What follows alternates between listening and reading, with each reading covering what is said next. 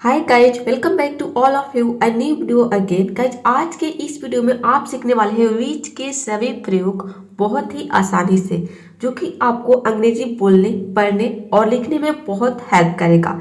ये सारे के सारे यूजेज आपके स्पोकन इंग्लिश, रिटन इंग्लिश और इंग्लिश पढ़ने के लिए भी, रीडिंग के लिए भी बहुत ही आवश्यक है। तो देखिए, विच के बहुत सारे प्रयोग होते हैं। सबसे पहले है विच का मतलब होता है कौन सा। उसके बाद है विच एवर, इसका मतलब होता है जो कुछ भी। विच वन, कौन सा वाला। विच आफ्टर विच, जिसके बाद। यहाँ पे आप देख रहे हैं कि विच से पहले क्या लगा है, प्रीपोजिशन लगा है। बाय विच, जिसके द्वारा। इन विच, किसमें या फिर जिसमें। ऑन विच, किस पर या फिर जिस पर। तो ये सभी के सभी यूजेज आज के इस वीडियो में बिल्कुल डिटेल में जानने वाले हैं एग्जाम्पल के साथ। तो चलिए बिना किसी देरी के वीडियो को स्टार्ट करते हैं। तो गाइज, सबसे पहला रूल है विच। विच का मतलब होता है कौन सा। कहीं पे भी यदि आप विच देखते हैं तो वहां पे विच का मतलब होता है कौन सा। जैसे कि देखिए, आपको बोलने हो तुम्हें कौन सा बुक चाहिए। Which book do you want, यानी कि तुम्हें कौन सा बुक चाहिए। Which book do you want. आप कौन सा मूवी देख रहे हो। Which movie are you watching. अक्सर इस तरह के सेंटेंस आप बोलते हैं कि आप कौन सा मूवी देख रहे हो या फिर आप कौन सा गाना सुन रहे हो। Which movie are you watching, कौन सा गाना सुन रहे हो। Which songs are you listening. चलिए आप देखते हैं नेक्स्ट। यहाँ पे रूल नंबर 1 के और कुछ एग्जाम्पल देख लेते हैं, जिससे कि आपको अच्छे से समझ में आ जाए। आपने कौन सा मोबाइल खरीदा। अब देखिए, यहाँ पे खरीदने के लिए मोबाइल की जगह पे कोई भी थिंग्स नेम आप यहाँ पे रख सकते हैं। यानी कि आपने कौन सा किताब खरीदा, आपने कौन सा पेन खरीदा, आपने कौन सा शर्ट खरीदा। Which mobile did you buy, which shirt did you buy. तो इस तरह से एक सेंटेंस के जरिए आप बहुत सारे सेंटेंस बनाकर अंग्रेजी बोलने की बहुत ही इजीली घर बैठे प्रैक्टिस कर सकते हैं। तुम कौन सा किताब खरीदोगे, ये कौन सा टेंस हो गया, ये हो गया फ्यूचर इंडेफिनिट का, और ये था प्रेजेंट ये था पास्ट इंडेफिनिट का प्रश्नवाचक वाक्य। यानी कि आपने कौन सा मोबाइल खरीदा, इसलिए यहाँ पे डीड का प्रयोग हुआ है। तुम कौन सा किताब खरीदोगे। Which book will you by, यानी कि वो अभी मान लीजिए कि आपका फ्रेंड है, उसने अभी किताब खरीदा नहीं है, वो फ्यूचर में खरीदने वाला है। तो आप पूछ रहे हैं कि तुम कौन सा किताब खरीदोगे। Which book will you by. अब देखते हैं रूल नंबर 2 विच। इसका दूसरा मतलब होता है जो, यानी कि विच का प्रयोग हम जो के सेंस के लिए भी करते हैं। और यहाँ पे थिंग्स, यानी कि थिंग्स का यूज होगा, जिसका मतलब होता है वस्तु। थिंग्स नेम का प्रयोग करेंगे। जैसे कि देखिए, यह वही कपड़ा है जो मैंने खरीदा था। This is the cloth which I bot, मैंने खरीदा था। ये हो गया आपका पास्ट इंडेफिनिट का आई बॉट, इसलिए यहाँ पे बाय के सेकेंड फॉर्म का यूज हुआ है बॉट। बाय का जब सेंटेंस आपका पास्ट इंडेफिनिट का रहता है तो उसमें हम वर्ब के सेकेंड फॉर्म का यूज करते हैं। तो वर्ब के बाय का सेकेंड फॉर्म हो जाएगा bought. This is the cloth which I bought. अब देखिए, यहाँ पे यह वही कपड़ा है जो मैंने खरीदा था। अब कपड़ा के जगह पे कोई भी चीज मान लीजिए कि आपने खरीदा है, तो आप इस सेंटेंस को उस चीज में, यानी कि क्लोथ के जगह पे उस चीज को बोल सकते हैं। जैसे कि आपको बोले हो कि यह वही पेन है जो मैंने खरीदा था। This is the pen which I bought. यह वही किताब है जो मैंने खरीदा था। Which is the cloth which I bought. अब मान लीजिए आपको दूसरे को बोलनी है कि यह वही किताब है जो राम ने खरीदा था। This is the book which Ram bought. अब आई के जगह पे यहाँ पे क्या हो जाएगा, राम हो जाएगा।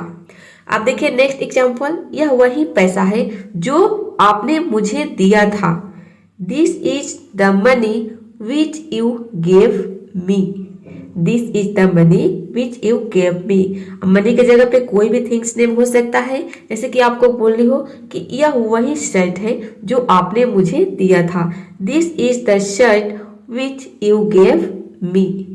और आपको बोली हो, मान लीजिए कि यह वही शर्ट है जो मैंने आपको दिया था। तो यू के जगह पे क्या हो जाएगा, आई, और मी के जगह पे हो जाएगा you. This is the shirt which I give you.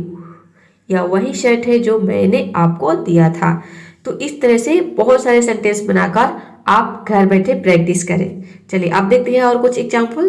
Believe me guys, यदि आपने एक सेंटेंस के जरिए बहुत सारे सेंटेंस बनाना सीख लिया तो आपके लिए अंग्रेजी बोलना और पढ़ना समझना बहुत ही आसान हो जाएगा।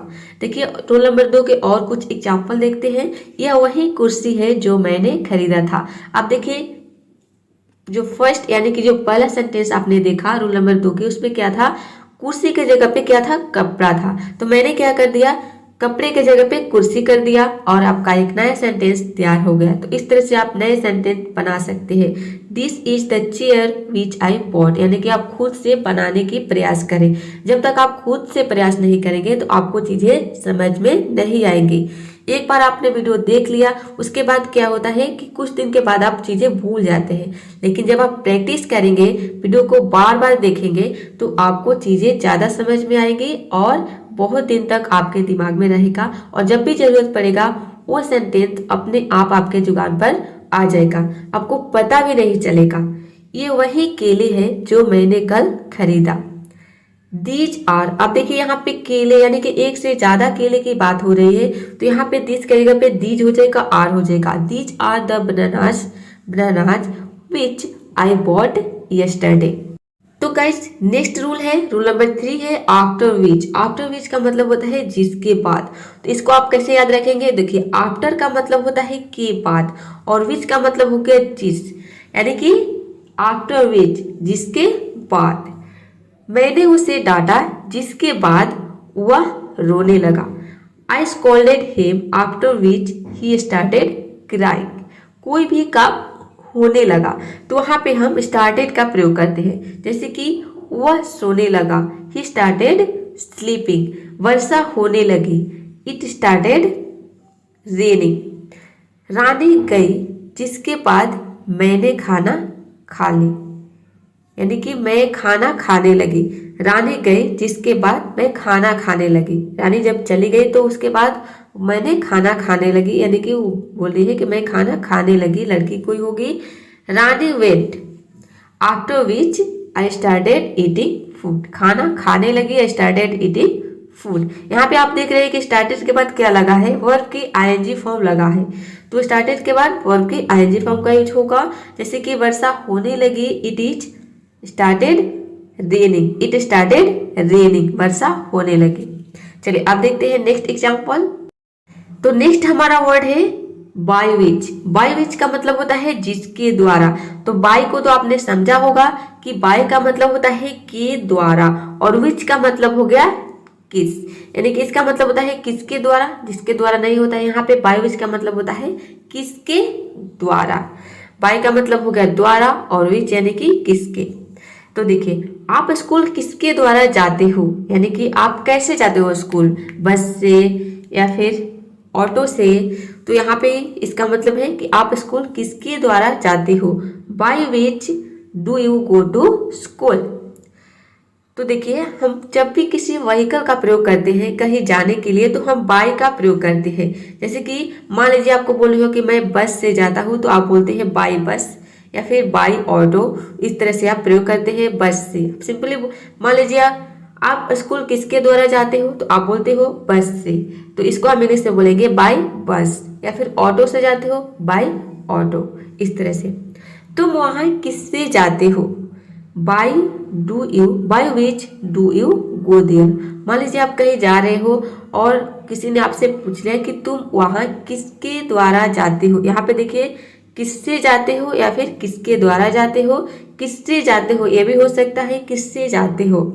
Bye which do you go there, तो आप जिसके द्वारा भी जाते हैं उसको आप बोल सकते हैं बाय लगाकर, बाय बस, बाय ऑटो, इस तरह से।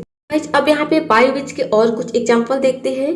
तुम मुंबई किसके द्वारा जा रहे हो, by which are you going to Mumbai. ये जो सेंटेंस है ये है प्रेजेंट कंटिन्यूअस टेंस का सेंटेंस है। तुम्हारे पापा किसके द्वारा ऑफिस जाते हैं, by which do your dad. अब यहाँ पे देखिए तुम्हारे पापा है तो यहाँ पे डू के जगह पे डज का प्रयोग होगा। Your dad go to his office, यानी कि अपने ऑफिस तुम्हारे पापा किसके द्वारा जाते हैं। ये जो सेंटेंस है ये प्रेजेंट इंडेफिनिट का प्रश्नवाचक सेंटेंस है।